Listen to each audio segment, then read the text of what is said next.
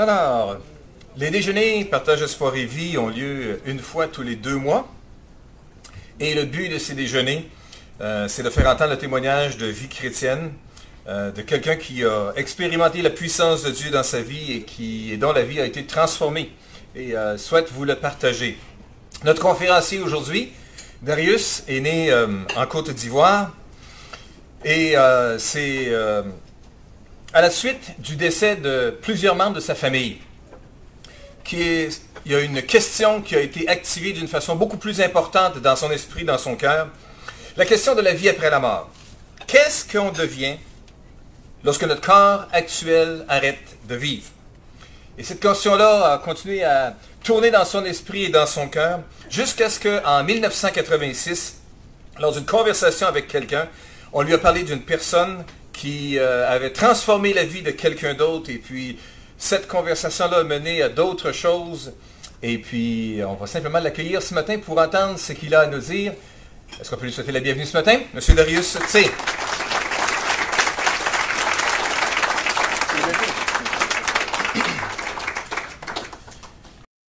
Merci, Pasteur Paul. Et puis, bonjour à toutes et bonjour à tous. On m'entend bien? Ok, c'est parfait. Puis, merci d'être venus si nombreux pour écouter ce que le Seigneur a fait dans ma vie. Je suis vraiment touché de voir autant de personnes ce matin.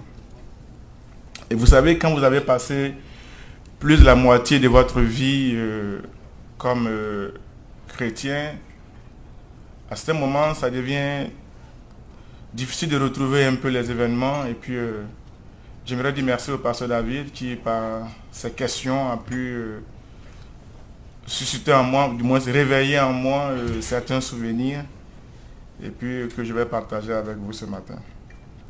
Mon témoignage, en fait, ça va s'articuler beaucoup autour des études. Parce que c'est par les études que j'ai pu gagner l'amour et l'estime de mon père. C'est par les études également que je vais rencontrer Christ. C'est par les études que je vais rencontrer mon épouse. Ce sont les études qui vont m'amener au Québec et qui vont faire que ce matin, je suis devant vous en train de partager ce que le Seigneur a fait dans ma vie. Je m'appelle Tsebitra Darius, c'est mon nom tout au complet. Il y a toute une signification là-dedans. Le Bi signifie simplement fils. Fils de, c'est-à-dire Darius est le fils de Tsé, c'est ça que signifie mon nom.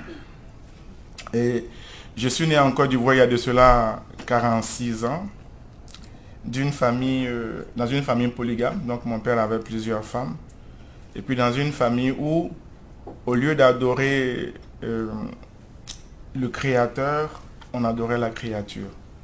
C'est-à-dire on adorait la colline, la montagne, le gros arbre qui est à l'entrée du village ou le gros arbre qui est en plein milieu de la plantation de café ou de cacao. C'est ça qu'on adorait. Et puis, mais on avait conscience de l'existence de Dieu. Mais seulement, au lieu d'aller directement à Dieu, mais on préférait plutôt adorer sa créature. Lorsque j'étais enfant, j'étais très souvent malade. Et puis, régulièrement, mes parents devaient m'amener à l'hôpital. Et cette situation va créer une tension entre mon père et ma mère. Et pour régler la question, ça a été simple. Il fallait m'envoyer chez ma tante, la petite à ma mère. Comme ça, bon, il n'y a plus de voyage à faire à l'hôpital et puis la question a été réglée. Donc moi, j'ai vécu en fait à 300 km loin de mes parents. Donc avec ma tante, pardon, qui a pris soin de moi comme son fils, qui n'était pas dérangé de faire autant de tout qu'il fallait à l'hôpital. Et c'est comme ça que j'ai grandi pendant que mon père, ma mère et puis les autres femmes de mon père et mes autres frères, eux autres, ils étaient à Abidjan. Et puis alors que j'avais 8 ans, il va arriver que mon père et ma mère se séparent. Mais entre-temps, les visites à l'hôpital, ça avait cessé. C'était les visites normales pour un enfant de mon âge, de 8 ans, que ça demandait, mais pas autant qu'avant. Donc mon père va se souvenir de moi, il va donc venir me chercher. C'est alors que je vais rejoindre les autres membres de ma famille. Et là maintenant, ils n'étaient plus à Abidjan, ils étaient rendus dans une autre ville qui est en fait la capitale du cacao, la capitale mondiale du cacao qui est à Daloa. Donc c'est là que je vais passer mon adolescence. Et comme je n'ai pas connu mes frères, mes soeurs, puisque je n'étais pas avec eux, mon père aussi un peu moins, la façon pour moi de pouvoir gagner l'amour et l'affection de mon père, il fallait que je travaille fort à l'école. Donc je mettais beaucoup d'efforts dans mes études et puis par la grâce de Dieu, je les réussissais et puis ça m'a permis de vraiment grandir dans l'estime de mon père. J'étais devenu son enfant chéri. Celui qui rejetait, c'était maintenant lui qui l'appréciait le plus. Et ça, c'est parce que je travaillais fort à l'école, que j'avais de bons résultats scolaires. Mais en contrepartie, ce que ça va générer, c'est quoi? C'est que l'orgueil va naître en moi. Je vais développer une grande confiance en mes capacités intellectuelles, en mes capacités scolaires, une grosse assurance en moi-même, parce que c'est ce que je sais faire. Et puis, dans le même cheminement, tout à l'heure, je parlais de ma famille qui était aussi animiste. On a aussi des amulettes, des gris-gris qu'on porte sur nous parce qu'on pense que ça va nous protéger. On pense que c'est ça qui va nous permettre de mieux réussir à l'école.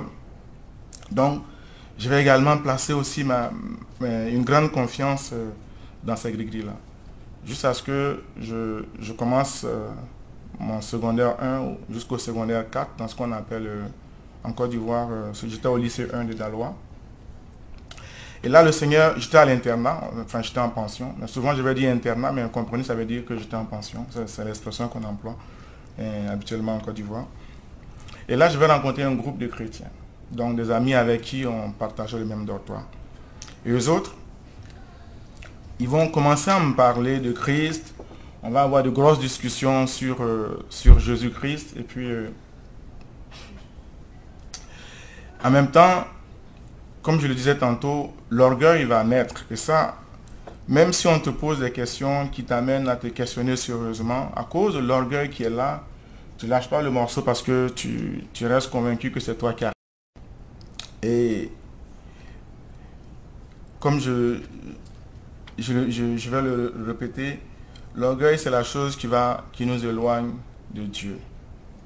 Parce que l'orgueil chasse l'humilité. Et Dieu il résiste aux orgueilleux, mais il fait sa grâce aux hommes et il se révèle à eux. Donc tant qu'on va rester dans cette position d'orgueil, il nous sera difficile de rencontrer Dieu. Et à côté de mes bons résultats scolaires aussi, j'avais une espèce de vie dans moi. Puis plus je changeais avec ces chrétiens, et plus je le réalisais encore plus qu'il y avait quand même quelque chose qui me manquait. Mais je ne peux pas l'admettre en leur présence. Si je l'admets en leur présence, c'est comme si je leur donnais raison. Et donc je révèle ma position de départ, c'est encore moi qui ai raison. Mais avant que je ne continue ici, je vais expliquer un peu les pratiques animistes dans lesquelles nous étions. Ce sont des sacrifices d'agneaux, des sacrifices de moutons, des sacrifices de boucs, parfois de bœuf, qu'on fait à des divinités pour ne pas susciter leur colère, ou alors pour les calmer quand on pense qu'ils sont en colère, ou alors pour espérer avoir leur protection. Donc c'était ça. Et ces divinités, on en fait des représentations, soit c'est des statues, des statuettes. Je le dis parce que quand la Bible nous demande de ne pas faire de représentation des choses qui sont dans les cieux, sur la terre ou sous les eaux, c'était ça que nous on faisait. Et puis, mieux, on se prosternait devant ces statues-là. Vraiment, on les adorait. Et puis, souvent, il y a certains rituels qu'il faut suivre, ou alors il y a des aliments qu'il ne faut pas manger, ou alors parfois même ne même pas y toucher. Puis ça faisait en bout de ligne une grosse charge à porter. Ça faisait un lourd fardeau. Alors quand la parole nous dit que oui, mon joug est aisé et mon fardeau est léger, là tu en comprends tout le sens. Parce que quand tu es dans ces pratiques animistes, tu dois, c'est comme tu dois faire constamment attention à ne pas susciter la colère de ces divinités dont tu penses avoir la protection. Et puis, quand tu deviens chrétien, tu vois vraiment la différence. Donc, après mon secondaire 4, j'ai été orienté au lycée technique d'Abidjan. En fait, ça marche de la façon suivante. C'est que les meilleurs élèves dans chacune des régions sont regroupés dans deux lycées majeurs. C'est le lycée scientifique de Yamoussoukro ou le lycée technique d'Abidjan. En fait, c'est comme ça que ça marche. Puis, ben, en tout cas, en mon temps, je ne sais pas si c'est comme ça aujourd'hui encore. Il y en a 4 maintenant? Bon, ok. En mon temps, il y en avait juste 2. Et puis, oui, les filles allaient dans ce qu'on appelle Sainte-Marie. Ou Mamia. Donc, moi, j'ai été orienté au lycée technique d'Abidjan. Et là encore, je tombe dans un groupe d'amis qui, eux aussi, sont chrétiens. Et puis, ça revient. Je dis, mais décidément, est-ce que ça va s'arrêter ou ça va continuer comme ça? Mais là, j'étais un peu plus vieux. J'avais 16 ou 17 ans à peu près. Et puis, je pouvais constater que ces chrétiens, ils étaient différents des autres groupes religieux qu'on pouvait avoir à l'internat. Et ils avaient un témoignage qui était vrai. Et ça touchait. Et puis moi, mon père était quand même... mon père était militaire, enfin, il était gendarme. En Côte d'Ivoire, c'est parce que c'est du pareil au même. C'était un corps militaire. Donc, il y avait une certaine discipline militaire, je dirais, avec laquelle on a grandi à la maison. Donc, pas de drogue, pas de déviance, c'était assez strict. Donc, de ce point de vue, ben, je dirais que j'étais correct. Mais eux autres, ils avaient une particularité. Et je ne sais pas c'était quoi, mais il y avait quelque chose qui les distinguait de ce que je croyais être une bonne personne par rapport à moi. Et ça se voyait. On voyait qu'ils n'avaient pas juste une religion qu'ils prêchaient ou qu'ils disaient, mais ils vivaient leur foi. Et ça faisait toute une différence quand on était à l'internat. Et déjà dans mon premier cycle du secondaire, donc du secondaire 1 à 4, les différentes discussions que j'avais eues avec mes amis m'avaient amené constamment à me poser aussi la question sur la vie après la mort. Surtout quand il y a eu le décès de ma grande sœur, de qui j'étais assez proche, j'avais 13 ou 14 ans. Ça aussi, ça m'a beaucoup secoué. Et puis, la question demeurait. Qu'est-ce qu'on devient lorsque notre corps actuel cesse de vivre? Est-ce que c'est fini ou bien est-ce que la vie continue?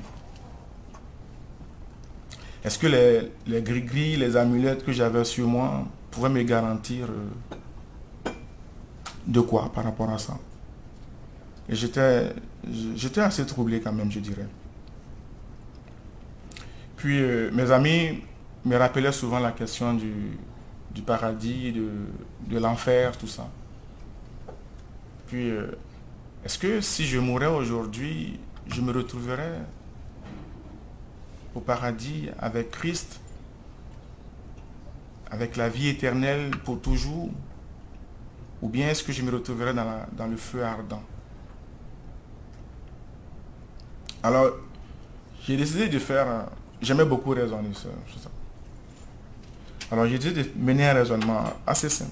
Je dis, bon, on va peser le plus le pour, le plus le contre, je dirais. Et puis, on penchera du côté de la balance. Donc, je commence à énumérer. Donc, si je deviens chrétien, qu'est-ce que je vais faire? Je pense que c'est une invitation à vivre loin de la débauche, loin des l'ivrognerie, loin de l'adultère. Et je ne pense pas que dans ce monde, les gens soient opposés à ça. Loin des hostilités, loin des partis pris. Et c'est une invitation à vivre honnêtement, à rechercher la paix, à être patient avec les autres. Puis de l'autre côté, si je reste pas, si je demeure comme je suis, à quoi est-ce que je m'expose? Et en faisant juste ça, je dis bon, ok, apparemment la balance semble pencher du côté où c'est mieux d'être chrétien. Bon, je vais y aller. C'est vraiment comme ça, là, tout simplement comme ça. Et puis là, je vais rencontrer mes amis, je leur dis, ben moi, aujourd'hui, je suis prêt, est-ce que je peux me joindre à votre groupe, tout ça, pour aller prier avec vous? J'étais un peu surpris, mais ok. Donc là, j'arrive donc à la réunion, et je les vois tout excités, je ne comprenais pas l'excitation. Et puis là, il me demande de faire la prière de repentance. Et je confesse mes péchés. Je demande pardon à Dieu d'être resté si loin de lui pour toutes les mauvaises choses que j'ai pu faire. Et je vais vous assurer, j'ai ressenti une paix profonde m'envahir. Je ne sais pas d'où ça venait. Moi qui pensais que j'étais une bonne personne, qui était correcte, qui ne prenait pas de drogue, qui ne fumait pas, qui n'était pas dans des discordes. Mais comment est-ce que je peux subitement me sentir aussi en paix, aussi comme si un fardeau lourd sur la tête m'avait été ôté? Je dis, on peut vraiment penser qu'on est une bonne personne, qu'on est correct, mais il y a toujours un fardeau qui est sur nous. En tout cas, moi, dans mon cas, je l'ai ressenti. Et en faisant la paix, en donnant ma vie à Christ, ce fardeau, je l'ai vu ôté de mes poids. Je me suis vu comme soulagé, comme allégé. Est-ce que parce que j'avais demandé pardon à Dieu? Oui, certainement. Et la Bible nous enseigne que Jésus dit, je me tiens à la porte de ton cœur, je frappe. Si quelqu'un entend ma voix et ouvre son cœur, j'entrerai chez lui, je souperai avec lui et lui avec moi. Et cette extase, cette joie, cette paix profonde que j'ai ressentie, ça ne pouvait être rien d'autre que Christ qui vient de rentrer dans ma vie. Et c'est de cette façon-là que j'ai expérimenté la première fois la présence de Christ dans ma vie. Mais pour en arriver là, j'ai dû, après mon raisonnement et de balance, mettre de côté mon orgueil pour me dire, oui, ça vaut la peine de faire ce pas. Et ce pas, je l'ai fait. Ce qui était intéressant aussi dans ce groupe de chrétiens que nous avions au lycée technique d'Abidjan, c'est que c'était un groupe qui n'était affilié à aucune église. Et ce groupe se réunissait régulièrement, tous les matins, de 6h à 6h30. Le petit déjeuner était pour 6h30. Et les soirs, de 19h à 19h30. Le matin de 6h à 6h30, c'était vraiment une étude biblique, lire la parole de Dieu. Et pour moi qui venais de rencontrer Christ, c'était vraiment des moments tellement intéressants. Je découvrais la parole de Dieu avec eux. Ça s'appelait le groupe, la Ligue pour la lecture de la Bible. Et dans ce groupe-là, on avait des baptistes, des pentecôtistes, des catholiques. Mais on était capable de prier ensemble. Et ça, c'était vraiment extraordinaire. Ça m'a touché. Je ne faisais aucune différence. Puis, c'est là que j'ai fait mes premiers pas. Et ce qui est bien au sein de ce groupe aussi, c'est que cette méditation régulière de la parole de Dieu va dès le début asseoir une base de ma foi en Dieu. Et je vous le dis tout de suite, les difficultés ne vont pas tarder à se présenter. Et c'est là que les versets que j'ai appris chaque jour avec ce groupe vont m'aider à passer au travers de chacune des difficultés que j'aurai à vivre. La première difficulté qui va se présenter à moi, c'était dans mes relations avec ma mère. Étant donné que j'avais ces amulettes, ces gris-gris sur moi, mon nouveau statut ne me permet pas de garder ces choses-là. Parce que maintenant, je suis chrétien, je suis avec Christ. Et c'est lui seul que j'adore. Donc, qu'est-ce que j'en fais? Après avoir réfléchi et prié, ça je ne l'ai pas partagé avec mon groupe de prière. Je dis, je vais prendre cette décision moi-même. Je priais, je réfléchis. Je dis, peut-être que la bonne chose à faire, c'est de le retourner à ma mère et puis profiter pour lui rendre témoignage de ce que je venais de découvrir. Donc, j'étais tout excité. Puis, je prends l'autocar. Donc je voyage pour rejoindre ma mère. Et là j'arrive, je lui dis tout ça, puis je lui dis non, ça ce n'est plus bon, en fait on devrait le jeter et tout ça. Mais j'avais peut-être sous-estimé l'ampleur du... On ne rompt pas aussi facilement avec des pratiques aussi bien ancrées. Donc ma mère essaie de me convaincre du mauvais choix que je faisais, tout ça, que même... les prêtres ou les pasteurs, ils ont aussi ça avec eux. Je dis non, maman, tu ne sais pas de quoi tu parles. Ils n'ont pas ça du tout avec eux. Puis moi, je ne veux pas en avoir. Non, non, je te le dis, ils en ont. Ok. Peut-être qu'eux, ils en ont. Mais moi, je te dis, maman, on ne peut pas l'avoir une fois qu'on devient chrétien. Puis, je lui présente aussi l'évangile. Je dis, tu sais, maman, Jésus aussi est mort pour toi. Et puis, si tu te joins à moi, tu peux aussi être sauvé, maman. Donc, j'essaie de lui expliquer ça comme ça, dans mes mots de chrétien de 3 semaines à peu près. Donc là, ma mère va se fâcher. Elle dit, bon, étant donné que tu veux rester sur ce choix que tu as fait, c'était elle qui me soutenait quand même financièrement dans mes études, ben, tu n'auras plus de soutien financier. Et puis désormais, considère que ce n'est plus moi ta mère, tu n'es plus mon fils. Là, je le reçois comme un choc. Puis aussitôt, voici un verset qui vient dans ma tête. Celui qui aime son père ou sa mère plus que moi n'est pas digne de moi. Et là, ça me vient du tic au tac comme ça.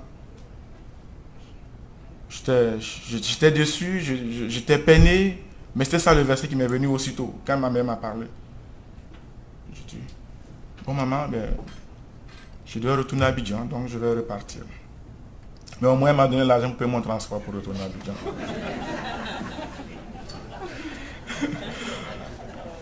Et puis, d'un autre côté, je vois aussi en classe mes résultats scolaires qui commencent à baisser.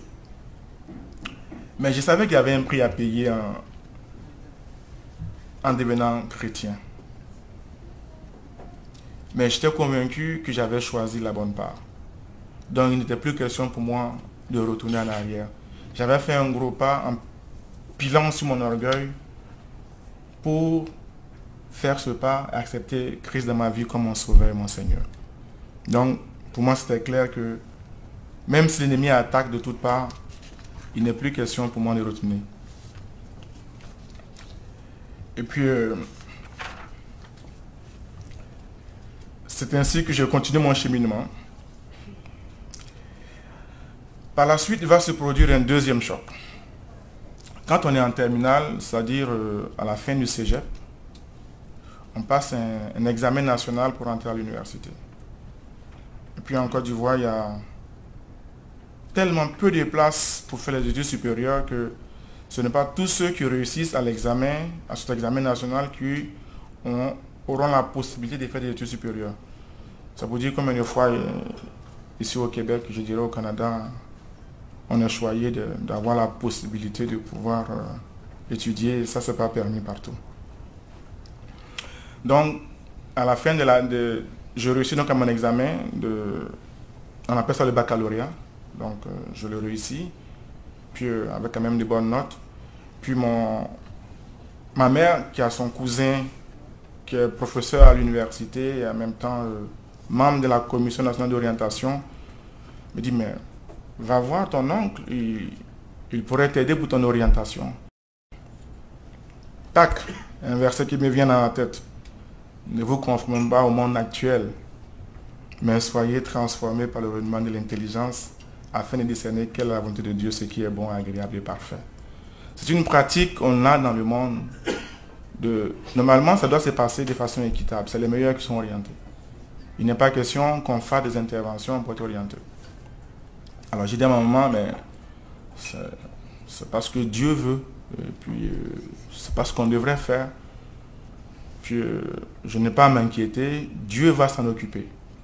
C'était encore un deuxième affront et puis ma mère était vraiment en colère par rapport à ça. Les orientations sortent, manque de peau, je ne suis pas orienté. Alors qu'est-ce qu'on fait? Je dis à maman, mais on va prier, je vais prier et puis Dieu va agir. Je vais sauter juste cette étape pour dire que bien que je n'ai pas été orienté, le Seigneur dans sa grâce et dans sa miséricorde a permis par la suite que la commission resiège, que je sois orienté, et moi qui n'avais même pas une seule place, je me retrouve avec 2 places. Puis je dis à ma mère, tu vois, Dieu intervient et Dieu agit. Mon témoignage auprès de ma mère, et puis à travers l'aide que je pouvais lui apporter dans la gestion de ses activités financières, et puis mon implication, tout ça, l'ont amené un jour à me dire, mais pourquoi tu n'invites pas ton petit frère avec toi dans ton église? Puis j'ai dit, maman, je le fais, mais ce sera encore plus efficace si toi, tu viens avec moi, puis nous deux, on se met à genoux, puis on prie, ça aura plus d'effet. Combien pensent que quand une mère se met à genoux et crie à Dieu pour son fils, Dieu agit? C'est ainsi que, je ne sais pas pour quelle raison, ma mère a accepté de venir à l'église. Et ensemble, on a commencé à prier pour mon petit frère. Quelque temps après, c'est mon petit frère aussi qui vient à l'église. Juste pour dire combien de fois Dieu est fidèle et Dieu nous écoute dans nos prières. Ma mère a accepté le Seigneur comme son sauveur. Et aujourd'hui, j'ai la certitude que, parce qu'elle est décédée en avril 2006, j'ai la certitude qu'elle est avec le Seigneur. Avec mon père, les relations étaient un peu moins tumultueuses. Là, je vais découvrir une chose que je ne savais pas de mon père. C'est que quand je lui annonce que je suis devenu chrétien, il m'apprend que quand il était jeune, il devrait aller à Lourdes en France pour devenir prêtre. Je dis, ah ouais. Mais il y a un problème de santé qui l'en a empêché. Donc mon père a été très ouvert. Chaque fois qu'il y avait de la viande sacrifiée à la maison, il me prévenait, je ne mangeais pas, on me faisait un repas à part. Donc de ce point de vue, j'ai eu de très bonnes relations avec lui. Et puis, quand nous nous retrouvions après une longue absence, parce que j'étudiais assez loin, à 400 km, de là où il habitait, il m'a invité à partager sa chambre. Le matin, il me disait, j'ai encore rêvé à Jésus. Et chaque fois, c'était pareil. Puis je lui disais, papa, tu vois, c'est une invitation spéciale que tu as, une grâce spéciale que tu as de la part de Dieu, de venir te demander de devenir son enfant, de croire qu'il est mort pour toi et que par son sang qui est versé, toi aussi tu peux être racheté. Et plus tard, c'est ma belle-mère qui va rencontrer le Seigneur. Une femme de jeûne, une femme de prière.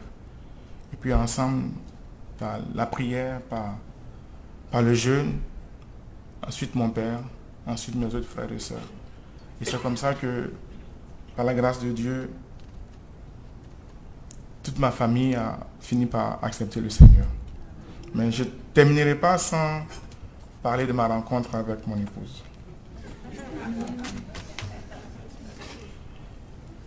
Nous étions en ce qu'on appelle en mathématiques spéciales, enfin, comment on dit ça là? En classe préparatoire, c'est ça. En fait, en Côte d'Ivoire, après le bac, il y a un groupe qui va à l'université, et puis il y a un groupe qui va dans ce qu'on appelle les grandes écoles. Mais avant d'aller dans les grandes écoles, vous passez par ce qu'on appelle les classes préparatoires. Faites MASUP, MASP, et ensuite vous faites des concours pour entrer dans l'école d'ingénieur de votre choix. Et puis, Abi, un autre ami et moi, on était les trois admis pour entrer dans une école qu'on appelle l'école inter-État d'ingénieurs de Ouagadougou. Je pense qu'il devait y avoir 300 ou 400 candidats à peu près. Et puis bon, on n'en prend que 2 ou 3, c'est comme ça. Et puis, pour des questions administratives, elle est arrivée un peu en retard. Donc, on vient du même pays, donc il y a une espèce de solidarité, là, parce qu'on est originaire du même pays. Donc, étant en retard, mais je l'ai aidé à se mettre à jour pour pouvoir rattraper, puisqu'elle était arrivée après que les cours aient commencé. Bon, donc la première année finie. Puis la deuxième année, j'entends une voix qui me dit, c'est là, c'est ta femme. Je dis, mais non, ça ne peut pas être possible. Je dis, non. Je ne voulais pas entendre la voix me dire, donc non, il n'en est pas question. Et puis là, je me calme, et puis je dis, Seigneur, tu as tes règles. Elle n'est pas chrétienne, elle ne peut pas être ma femme, c'est évident. Alors, si tu penses qu'elle est vraiment, si c'est vraiment elle que tu choisis pour moi, ben, tu sais quoi faire, mais moi, je ne la voyais pas comme ça. Quelque temps après, voici Abi aussi qui donne sa vie au Seigneur. Donc là, je me pose des questions. Et puis, c'est ça. Donc là, rencontre du Seigneur. Donc, dans cette école aussi, on avait un groupe de prière, donc on priait tous ensemble. Puis là, on finit nos études, on rentre en Côte d'Ivoire. Puis ben, on veut venir étudier. Là, quelques temps après, on s'est fiancés. Et puis on veut venir étudier ailleurs. Mais ça nous prenait des bourses pour venir étudier. Surtout qu'on voulait venir étudier au Canada. Puis on applique pour la bourse d'excellence de la francophonie. Puis ben, moi, je suis admis. Donc j'ai la bourse. Abby n'est pas admise. Alors qu'est-ce qu'on fait? Est-ce qu'on se sépare là ou on fait comment? Et puis on a commencé à faire des plans. Comment est-ce qu'on allait arranger les choses? Puis on priait aussi. Puis quelques temps après, Abby m'annonce qu'on vient de l'appeler, qu'elle aussi bénéficie de la bourse d'excellence de la francophonie pour venir étudier ici. On dit ben, merci Seigneur, c'est aussi une autre preuve que tu nous donnes par rapport au projet que tu as pour nous. Et on arrive ici en 1995, en août 95, et puis ben, en septembre 96, ben, le pasteur Paul célèbre notre mariage au Carrefour de la capitale. Et Dieu nous a bénis avec 2 enfants, Isaac qui a maintenant 12 ans et Elisabeth qui a 13 ans. Excusez-moi. Isaac qui a 12 ans et qui aura bientôt 13 ans et Elisabeth qui a 9 ans.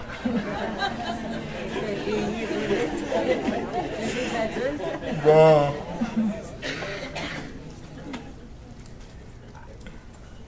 J'ai expérimenté dès ma conversion l'importance d'être entouré et d'être conduit dès ses premiers pas par des chrétiens. Nous on appelle ça mon père spirituel ou ma mère spirituelle. Et ça a été assez fort, ça a été très important dans ma marche avec Dieu dès ma conversion. Ce qui a fait que quand moi aussi j'ai commencé à avoir des racines dans le Seigneur, j'ai été très vite porté à m'impliquer dans des ministères où on peut encourager des gens à grandir dans leur marche avec le Seigneur. C'est ainsi que quand je suis arrivé ici à l'université, j'étais impliqué dans le groupe des navigateurs pour Christ, dont la mission était de connaître Christ et faire connaître Christ. Et puis aussi au Carrefour, ayant vécu ce que c'est quand on vient d'ailleurs et qu'on tombe au sein d'une grosse assemblée de 500 personnes, comment est-ce qu'on peut se sentir parfois seul et isolé? Et Dieu m'avait mis à cœur alors de créer ce ministère que le pasteur m'avait confié, celui de l'hospitalité, pour aider les frères et sœurs qui viennent d'ailleurs à pouvoir s'intégrer dans une grosse assemblée.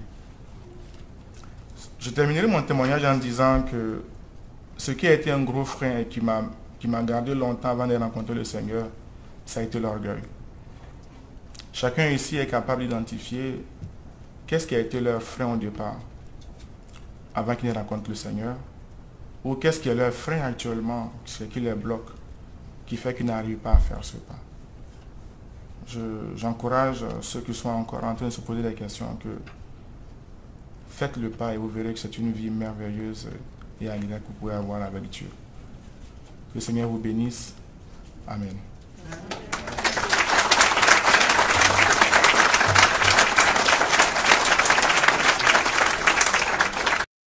Merci beaucoup Darius de nous avoir raconté cette histoire, l'histoire de ta vie. Et vous savez, chacun d'entre nous, notre histoire est différente. Mais il y a des choses qui sont pareilles, il y a des choses qui sont semblables, il y a des choses qui sont universelles. Et parmi les choses qui sont universelles, il y a Christ qui est venu offrir sa vie en sacrifice pour que quiconque veut croire en lui puisse être sauvé, expérimenter le salut. Ce qui veut dire que nous sommes tous dans la condition d'être perdus. Même si on peut vivre avec des conditions qui nous semblent idéales autour de nous, la réalité spirituellement, c'est que sans Jésus, nous sommes perdus. Mais il est venu et il a offert sa vie afin que nous puissions être sauvés. La Bible nous dit que c'est une parole certaine et entièrement digne d'être reçue, que Christ est venu dans le monde pour sauver les pécheurs. La vérité, c'est qu'on ne peut pas se sauver seul, ni vous, ni moi, ni à travers les forces de notre énergie ou de notre volonté ou en mettant tout notre orgueil du même côté pour être capable de continuer à pousser et avoir des bons résultats et tout ça. C'est pas ça qui va nous mener au salut. La vérité, c'est que Jésus a offert sa vie justement, et qu'on peut être sauvé en faisant appel à lui. La Bible nous dit que quiconque fera appel au Seigneur sera sauvé. Et aujourd'hui, voilà l'offre que j'aimerais vous faire aussi. Est-ce qu'on pourrait juste courber nos têtes, fermer nos yeux un moment? J'aimerais juste inviter les musiciens à revenir de nouveau. J'aimerais juste qu'on puisse fermer nos yeux, courber nos têtes devant le Seigneur. Et réfléchir simplement à toutes ces paroles qu'on a pu entendre ce matin, l'histoire de la vie de Darius, comment, en toute simplicité, Dieu a voulu le conduire à travers sa vie, à travers son expérience, à travers tout son cheminement dans sa famille et dans son pays d'origine. Comment Dieu a été fidèle à prendre soin de lui alors qu'il voulait invoquer son nom. Et il veut faire la même chose pour chacun d'entre nous aujourd'hui. Ce matin, si vous voulez vous tourner vers Jésus, que vous aimeriez qu'il vienne dans votre cœur et qu'il fasse de vous une nouvelle personne, j'aimerais juste si on pouvait prier ensemble, mais avant de prier, j'aimerais juste qu'on... Si quelqu'un désire connaître Jésus-Christ dans son cœur comme son sauveur personnel, voulez-vous juste lever votre main? J'aimerais prier avec vous aujourd'hui que Dieu puisse accomplir ce miracle-là dans votre vie. Il y a peut-être des personnes ici ce matin, oui, je vois votre main, madame, merci, merci madame, vous pouvez la laisser. Y a-t-il quelqu'un d'autre qui veut dire oui, merci, merci madame? Plusieurs personnes qui veulent dire oui à Jésus aujourd'hui, oui monsieur. Qui veulent dire oui à Jésus, qui veulent dire viens dans ma vie. Et si vous voulez, on va juste prier ensemble et je vous invite à répéter à haute voix après moi. Seigneur Jésus, je reconnais aujourd'hui que j'ai péché, que je t'ai désobéi, que j'ai fait toutes sortes de mauvaises actions. Je t'en demande pardon. Je crois aujourd'hui que tu es mort sur la croix pour me pardonner mes péchés. Je crois que tu es ressuscité des morts pour me rendre juste. Et en ce moment même, je t'invite à venir dans mon cœur et à faire de moi une nouvelle personne. Sauve-moi et pardonne-moi. Au nom de Jésus. Amen. Seigneur, je te prie que tu puisses accomplir ce miracle aujourd'hui dans la vie de ces hommes, de ces femmes, jeunes ou moins jeunes, qui ont fait cette prière aujourd'hui. Seigneur, vois la sincérité de leur cœur. Réponds, Seigneur, au cri de leur cœur aujourd'hui. Fais d'eux des enfants, de tes enfants. Conduis-les dans tes voies, garde-les, protège-les et aide-les à grandir dans tes voies. Nous te prions, Père, dans le nom puissant de Jésus. Amen. Amen. Dans un moment, je vais juste inviter nos musiciens à nous interpréter un autre chant, mais j'aimerais juste vous dire que si vous avez aimé cela ce matin, que vous êtes tout à fait bienvenus de vous réunir avec nous. Demain, on se réunit au Carrefour chrétien de la capitale, au coin de Pierre-Bertrand et Le Bourgneuf, dans le quartier des Rivières, dans le quartier Le Bourgneuf. Et que si vous aurez à nous quitter après l'interprétation du chant, simplement de vous dire de ne pas oublier de jeter un coup d'œil à la table de livres à l'arrière, où vous pouvez vous procurer le petit livre La Destinée, ou toutes sortes d'autres, le CD, ou les autres dépliants qui sont disponibles également aussi. Alors, je vais inviter à nouveau Mme Danielle Lacafou à nous interpréter un chant avec les musiciens Christophe et Jessie. C'est bien ça? Oui. Merci. On va le rechanter ensemble, Mon papa est fidèle.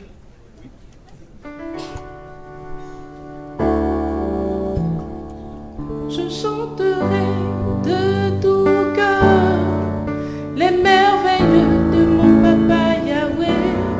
Il m'a ôté des ténèbres, il m'a délivré de tout péché.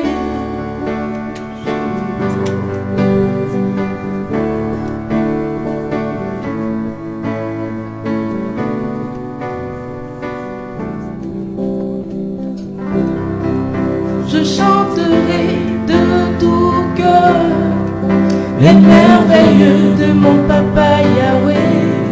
Il m'a ôté des ténèbres, il m'a délivré de tout péché.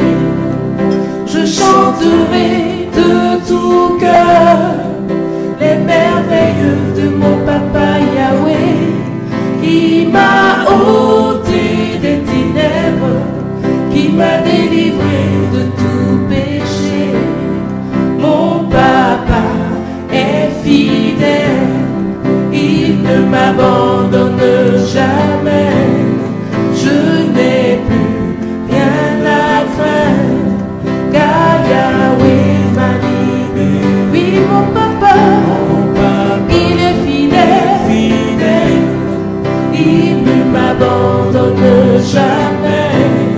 Je n'ai plus rien à craindre,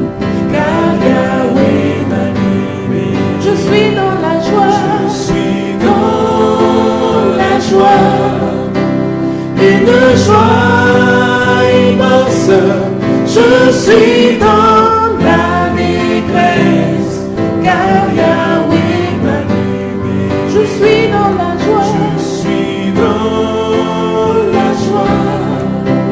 Une joie immense. Je suis dans l'allégresse, car Yahweh m'a libéré. Oui, mon papa, il est fidèle. Il ne m'abandonne jamais. Je n'ai plus rien à craindre, car Yahweh m'a libéré. Vous pouvez battre les mains avec nous. Oui, mon papa est fidèle. Il ne m'abandonne jamais. Je n'ai plus rien à craindre, car Yahweh m'a libéré. Oui, mon papa, il est fidèle. Il ne m'abandonne jamais. Je n'ai plus rien à craindre, car Yahweh m'a libéré. Je chanterai de tout cœur les merveilles de mon papa Yahweh, qui m'a ôté des ténèbres, qui m'a délivré de tout péché.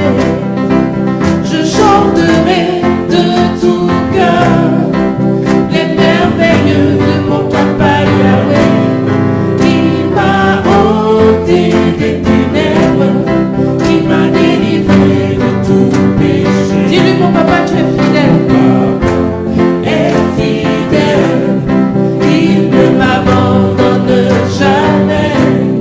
Je n'ai plus rien à craindre, car Yahweh m'a libéré. Mon papa, tu es fidèle, Seigneur. Mon papa est fidèle. Il ne m'abandonne jamais. Je n'ai plus rien à craindre, car Yahweh m'a libéré. Je suis dans la joie. Je suis dans la joie. Une joie immense. Je suis dans l'allégresse, car Yahweh m'a libéré. Je suis dans